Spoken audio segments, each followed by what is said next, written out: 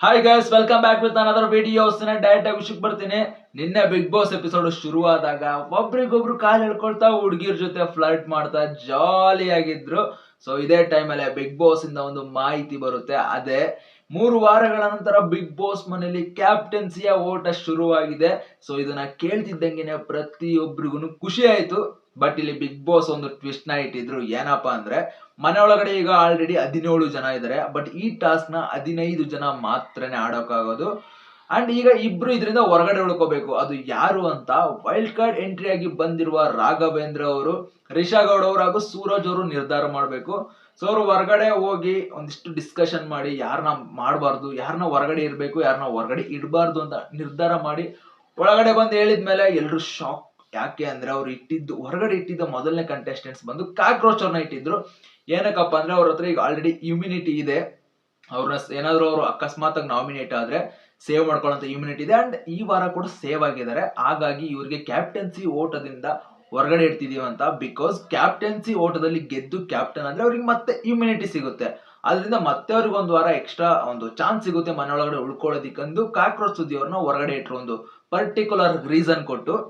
And ಇನ್ನ next ಅವ್ರ ಹೆಸರನ್ನ ತಗೊಂಡಿದ್ದು ಅಶ್ವಿನಿ ಗೌಡ ಅವ್ರದ್ದು. ಇದನ್ನ ಕೇಳಿದಾಗ ಪ್ರತಿಯೊಬ್ಬರಿಗೂ ಶಾಕ್ ಆಯ್ತು. ಯಾಕಂದ್ರೆ ಅವ್ರು ಹೇಳಿದ ರೀಸನ್ ಏನು ಅಂದ್ರೆ, ಅಶ್ವಿನಿ ಗೌಡ ಅವ್ರಿಗೆ ಏನಾದ್ರು ಮತ್ತೆ ಕ್ಯಾಪ್ಟನ್ಸಿ ಸಿಕ್ಕರೆ ಸಖತ್ತಾಗಿ ಡಾಮಿನೇಟ್ ಮಾಡ್ತಾರೆ, ಒಂದು ಎಲ್ರ ಮೇಲೆ ಪ್ರಭಾವ ಬೀರ್ತಾರೆ, ಎಲ್ರು ಒಂಥರ ಎದುರಿಸೋ ರೀತಿ ಕ್ಯಾಪ್ಟನ್ಸಿ ಮಾಡ್ತಾರೆ. ಬಟ್ ಅವ್ರಿಗೆ ಕ್ಯಾಪ್ಟನ್ಸಿ ಕೊಡೋದು ಬೇಡ ಅಂತ ಮುಂಚೆ ಹೇಳಿದ್ರು.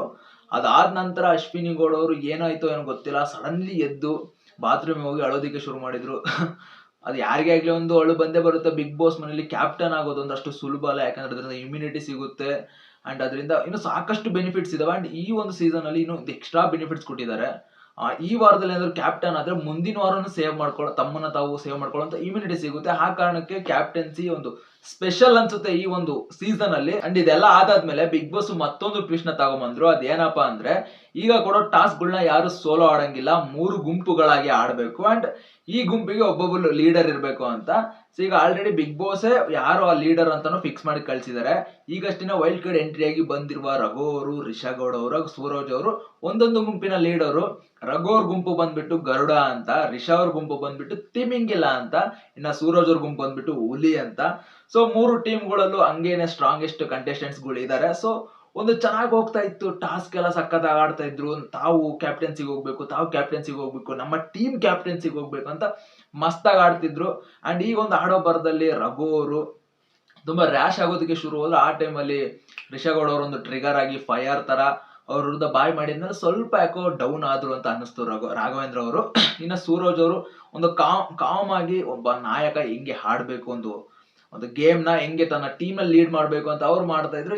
ಇನ್ನೊಂದ್ ಕಡೆ ರಿಷಾ ಅವ್ರು ಬಂದ್ಬಿಟ್ಟು ಅವ್ರು ತುಂಬಾನೇ ಮೈಂಡ್ ಗೇಮ್ ಆಡ್ತಾರೆ. ಇಲ್ಲೂ ಮಾತಾಡ್ತಾರೆ, ಅಲ್ಲೂ ಮಾತಾಡ್ತಾರೆ. ಒಟ್ಟಿ ಅವ್ರು ಸೇಫ್ ಆಗ್ಬೇಕು, ಯಾರು ಹೆಂಗಾರ ಆಗ್ಲಿ ಅವ್ರು ಸೇಫ್ ಆಗ್ಬೇಕು ಅಂತ ಆಡ್ತಾ ಇದಾರೆ. ಸೊ ಇದನ್ನೆಲ್ಲ ನೋಡ್ತಿದ್ರೆ ಯಾವ ಟೀಮ್ ಕ್ಯಾಪ್ಟನ್ಸಿಗೆ ಹೋಗುತ್ತೆ, ಯಾರು ಕ್ಯಾಪ್ಟನ್ ಆಗ್ತಾರೆ ಅನ್ನೋದು ಒಂದು ಕ್ವಶನ್ ಮಾರ್ಕ್ ಆಗಿ ಉಳಿದಿದೆ. ಅಂಡ್ ನನಗಂತೂ ನಿನ್ನೆ ಒಂದು ಎಪಿಸೋಡ್ ಮಸ್ತ್ ಆಗಿತ್ತು. ಅಂಡ್ ಸ್ವಲ್ಪ ಬೋರಿಂಗ್ ಆಗಿತ್ತು, ತುಂಬಾನೇ ಲ್ಯಾಗ್ ಮಾಡ್ತಿದ್ದಾರೆ ಇತ್ತಿತ್ಲಾಗೆ ಅಂತ. ನಿಮಗೇನ್ ಅನಿಸ್ತು ಎಪಿಸೋಡ್ ನ ನೋಡಿದ್ಮೇಲೆ ಕಾಮೆಂಟ್ ಸೆಕ್ಷನ್ ಅಲ್ಲಿ ತಿಳಿಸಿ ನೋಡುವ. ಅಂಡ್ ಜೊತೆಗೆ ಇನ್ನು ಯಾರೆಲ್ಲ ನಾನು ಒಂದು ಯೂಟ್ಯೂಬ್ ಚಾನಲ್ ಸಬ್ಸ್ಕ್ರೈಬ್ ಆಗಿಲ್ಲ ದಯವಿಟ್ಟು ಸಬ್ಸ್ಕ್ರೈಬ್ ಮಾಡ್ಕೊಳ್ಳಿ. ಹಂಗೆ ಈ ಒಂದು ವಿಡಿಯೋಗೆ ಲೈಕ್ ಮಾಡಿ. ಸೊ ಯಾರು ಲೈಕ್ ಮಾಡ್ತಿಲ್ಲ, ಸಬ್ಸ್ಕ್ರೈಬ್ ಮಾಡ್ತಿಲ್ಲ, ದಯವಿಟ್ಟು ಮಾಡ್ಕೊಳ್ಳಿ. ನಿಮ್ಮ ಪ್ರೋತ್ಸಾಹ ಸಹಕಾರ ನನಗೆ ತುಂಬಾನೇ ಮುಖ್ಯ. ಮತ್ತೆ ಮುಂದಿನ ವಿಡಿಯೋದಲ್ಲಿ ಸಿಗೋಣ ಗೈಸ್, ಬಾಯ್.